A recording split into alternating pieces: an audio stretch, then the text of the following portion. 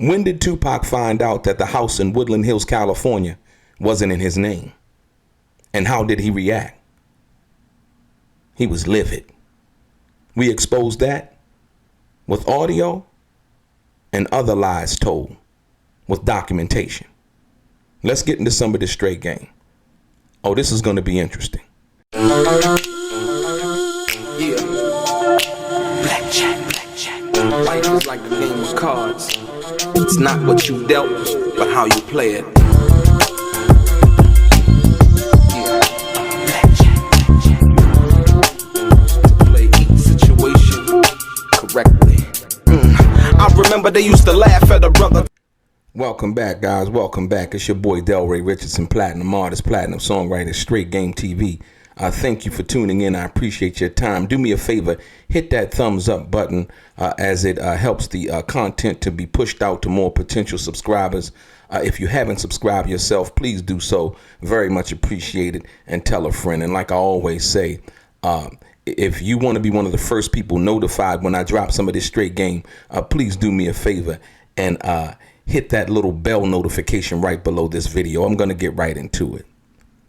Ladies and gentlemen, I want to ask you this. Who name was the house in Woodland Hills that Death Row or Suge Knight allegedly bought for Tupac? This house. Who name was that house in? If any of you may know. You probably don't.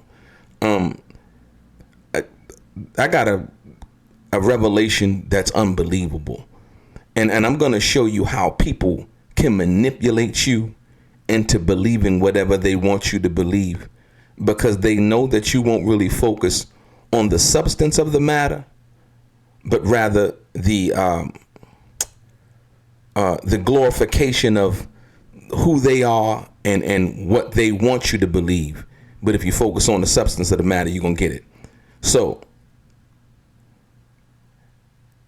Gullible John, in about 10 years ago, and this goes into what him and Reggie the Rat Wright Jr. have been doing as of late, promoting lies, promoting false narratives in order to make themselves seem more important in Tupac's life and to the death row situation overall. Not only more important, but more knowledgeable. I'm going to reveal something today, man. This video right here needs to be pushed out, and you guys need to pay attention. This is exclusive. And I don't mean exclusive as if it's the first time it's been said, but exclusive as to how I'm going to put it together for you and the new information that will be revealed based on me doing this, right? So 10 years ago, Gullible John over at Bomb First did an interview with Kevin Hackie. Kevin Hackie was one of the security guards who we later found out was working as an FBI informant and them investigating death row for various activities, right? Right. In this particular interview, Gullible John seems to be much younger, of course. Asked Kevin Hackie, when did he notice that Tupac was not happy being with Death Row? I want you to hear what Kevin Hackie had to say. Listen.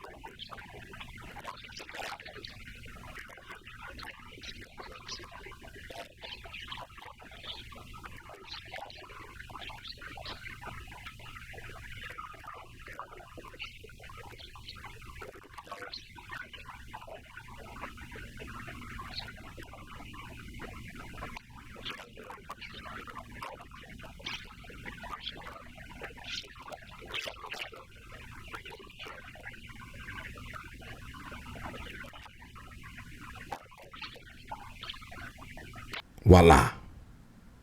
You get it?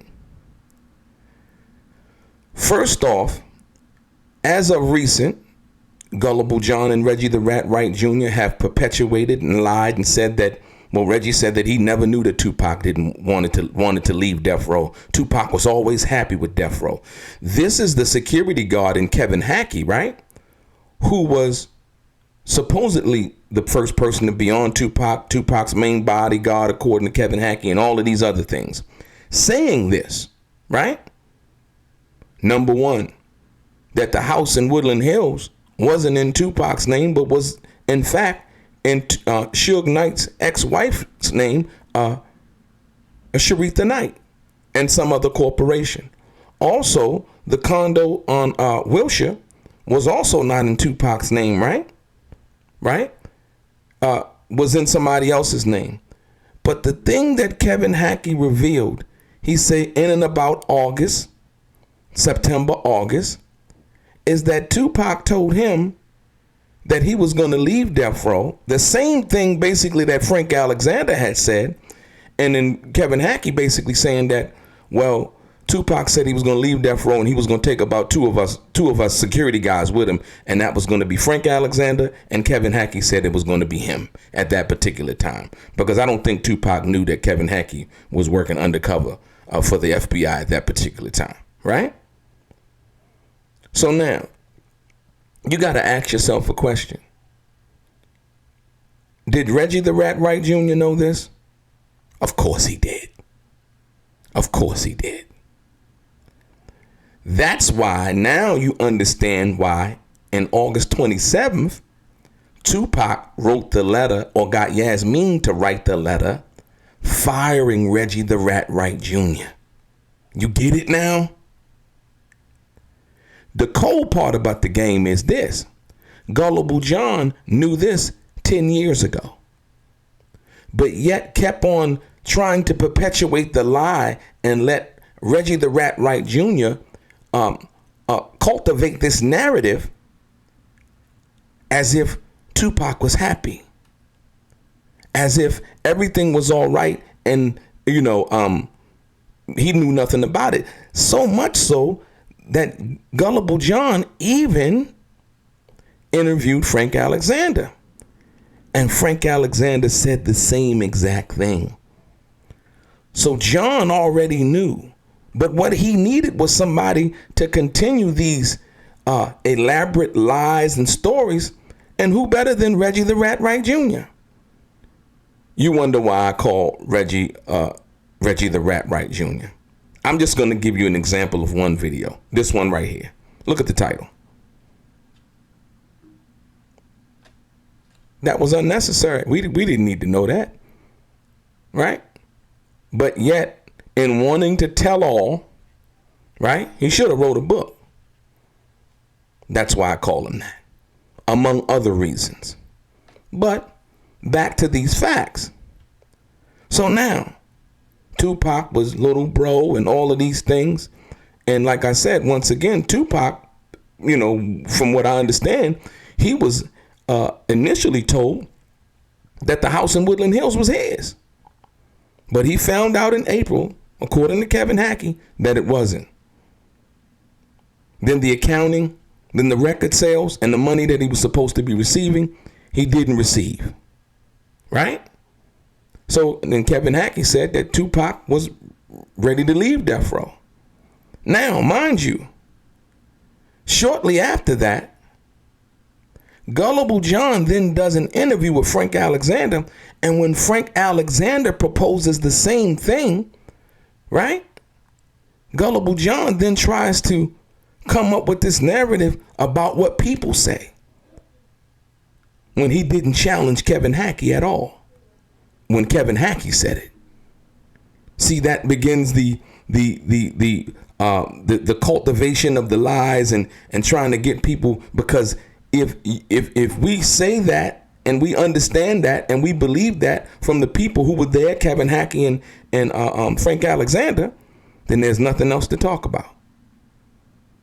But if we begin to say, well, no, because, Tupac was this and he was happy and, Death Row East and all of these other little narratives that people can then try to come in with, throwing you off of the path of the truth and the facts, then they now have some new narrative to continue this conversation when there really was none. Hence the reason they got mad when I came out and I talked about and brung out the actual bail agreement showing that Tupac wasn't signed to death row. And so then began the attacks on me, which quickly stopped based on the truth and fact that they couldn't handle. You can come up with all the lies in the world, but the truth gonna get you. Yeah. Especially when it comes with documentation. You can get a few laughs, right now, in the immediate future. But the truth gonna stand tall. Listen. So now, did you know that Tupac's house was in Suge's ex-wife's name? Some of you may have, and some of you may haven't. But it's eye-opening. Because Tupac was supposed to be like, a little brother. Right? But I got something else for you. Herein lies the reason that Reggie the Rat Wright Jr.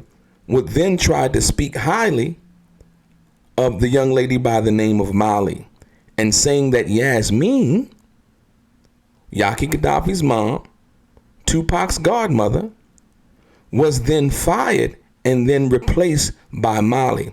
I'm going to show you documentation where that's not true. Listen to this. Check this out. I'm going to show you that he was lying to try to gain favor with the people who are now in charge of the estate. Right? Listen to this. These are facts.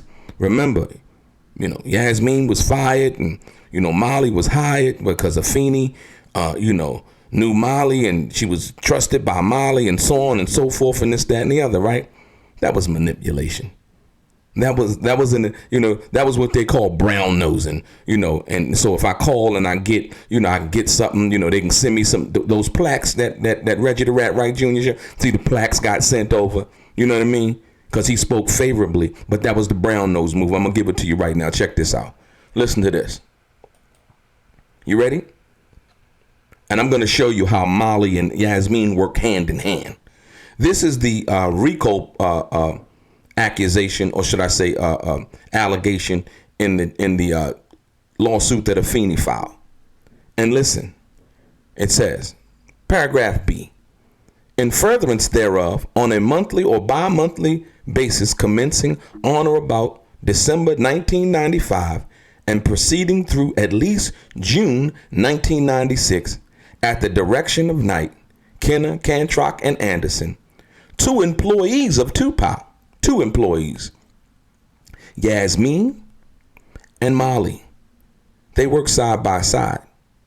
Reggie the Rat Wright Jr. had you believe that somehow Yasmin was fired and Molly was replaced by Yasmin for some nefarious reason that he couldn't explain. We know now that was a lie. Listen. Caused proposed budgets to be sent by fax and by mail to death row, which basically states that there is proof that they both work side by side based on faxes and mail sent to death row, wherein Tupac requested the release of his monies for the operation of his businesses. In each instance, Knights, Kenner, Cantrock, and Anderson, right, called on the telephone, faxed and mailed back refusals to release said funds, false citing as the reason therefore both the failure of the budget to include all items of expense such as missing car payments and the claim that no net monies were due from death row to Tupac. In truth, the reason the monies were not released was because they were being misappropriated by Knight, Kenner, Anderson, using Death Row Enterprise as their cover for their misappropriations.